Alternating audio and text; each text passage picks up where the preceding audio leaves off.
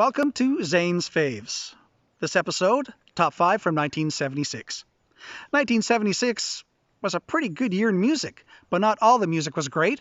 As a matter of fact, one of the top 5 became the most hated song of the 70s. The peace, love, and harmony sounds of the 60s was starting to give way to the more edgy, less psychedelic sounds of the 70s. Country crossovers were becoming a big thing, and disco was starting to really take off. In this top 5 from 1976, we have a potpourri of boxes checked. We have a novelty song, which is also a disco hit. We have a country crossover song that represented one of the big fads of the 70s that became a big movie starring Chris Christopherson. Classic rock artists are here, and that also checks off the box of soft rock. Glam rock makes its appearance in this top 5, and a duet is also found. It's all in the top 5 from 1976. First off, here in alphabetical order are the top 5 songs from 1976.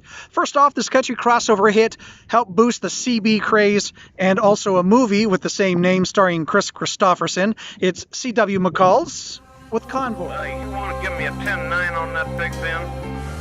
Negatory, Big Ben. You're still too close. Yeah, them holes are starting to close up my sinuses. The female in this next song was supposed to be Dusty Springfield, but due to illness, Kiki D was tapped for the project.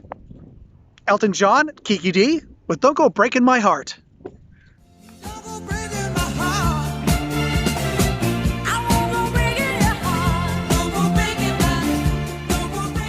Our next contender for the top spot in 1976 had the rare honor of being voted the number 1 most hated song of the 70s.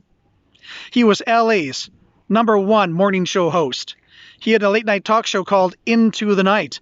You might know him as the host of Rick Dees and the Weekly Top 40. In 1976, him and his cast of idiots had a huge disco novelty hit called Disco Duck.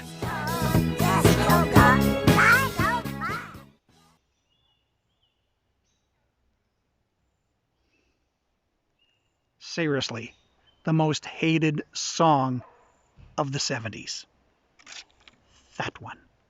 Our fourth contender for top spot in 1976 had a string of really hot albums in the 70s. A Night on the Town was one of them. It featured The Killing of Georgie, about a gay friend of his that got killed in New York City by a gang of thugs, and also a Cat Stevens cover with The First Cut is the Deepest. It was the next song that landed him in the top 5. Rod Stewart's Tonight's the Night, It's Gonna Be Alright. It's the night,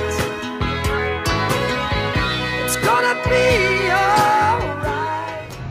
And our fifth and final contender for the top spot of 1976, the only Canadian band to enter the top 5. It's a glam rock band based out of Vancouver, British Columbia, whose lead singer would have an international solo hit with Hot Child in the City. Sweeney Todd's Roxy Roller would also win the Juno Single of the Year.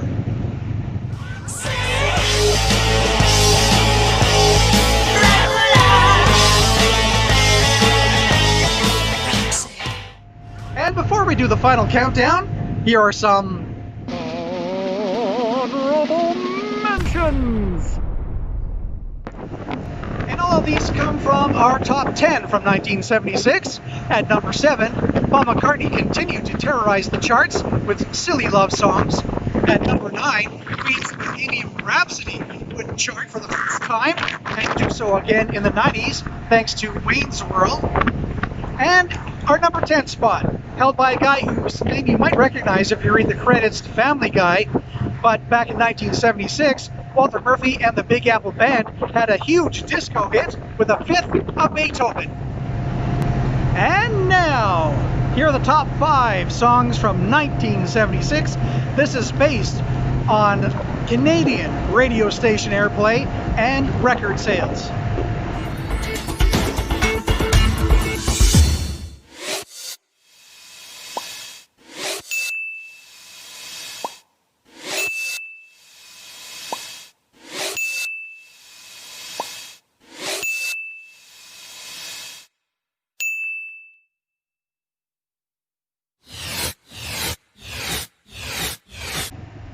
Many radio stations banned that song because of its sexual content, implying the loss of virginity.